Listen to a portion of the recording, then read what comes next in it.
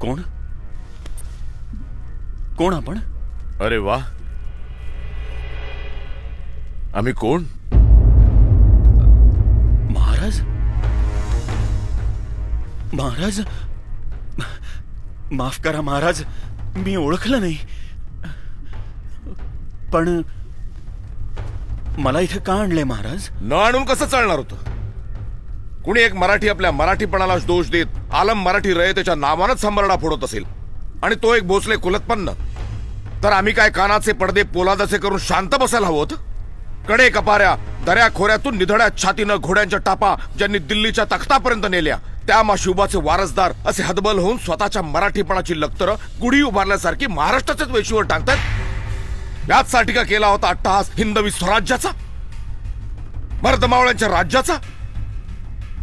आई भवानीचा आशीर्वाद आणि जिजाऊचा लढाऊ बाणा घेऊन धारोष्ण रक्त वाहून आम्ही स्वराज्याची स्थापना केली. तो हा दिवस पाहण्यासाठी? तुम्हाला मराठी असल्याची लाज वाटते हे ऐकण्यासाठी? काय करणार महाराज? किड्या मुंग्यांची किंमत नाही मराठी माणसाला. इथले सगळे धंदे गुजराती आणि सिंध्यांच्या हातात, हॉटेल उडप्यांच्या आणि पंजाब्यांच्या हातात. त्यांच्या जोडीला नेपाळ्यांनी चायनीजच्या गाड्या लावून गल्लोगल्ली लाल स्टुलं मांडली आहेत. चणे शेंगदाणे विकायला आलेले उत्तर भारतीय आज मंत्रालयापासून income tax, sales tax, customs मध्ये मोठ्या हुद्द्यावर बसलेत. महाराज, मराठी माणूस आहे कुठे? हे सर्व करण्यापासून तुम्हाला कोणी रोखलं होतं का दिनकर? तुम्ही का नाही धंदा केलात गुजरात्यांच्या बरोबरीनं? हॉटेल काढण्यापासून कुठल्या उडप्याने थांबवलं होतं तुम्हाला? उत्तर भारतीय मोठ्या हुद्द्यावर त्यांच्या शिक्षणामुळे आहेत. तुमच्या मुलांना IAS IPS शिकण्याची बुद्धी नव्हती? दिनकरराव, मराठी माणूस स्वतःच्या कृत्यानंच मागे राहिला. आमची कुठे शाखा नाही असं अभिमानानं सांगता तुम्ही. अहो, ज्या गोष्टीची लाज वाटायला हवी त्याची अभिमानानं पाठी कसली लावता?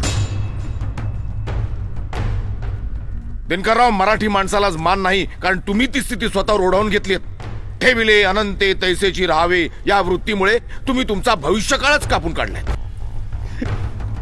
स्वतःच्या नाकर्तेपणाचा दोष परप्रांतीयांवर लादू नका. जागे व्हा आणि पुन्हा आपल्या धमण्यात खेळवा मर्द मराठ्यांचं सळसळतं रक्त. सर्व क्षेत्रात मराठ्यांचं प्रभुत्व प्रस्थापित करा. सरदार, राजपूत, ठाकोर याप्रमाणे खाटी हा शब्द सुद्धा अदबीनं घ्यायला प्रवृत्त करा लोकांना.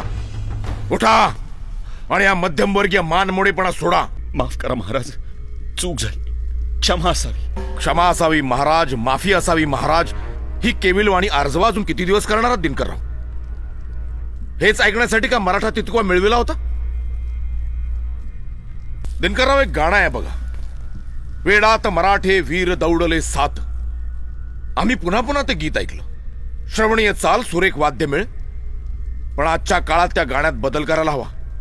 माझा लाखो करोडो लोकांचा मुलूक आणि वेडात मराठे वीर दौडले सात.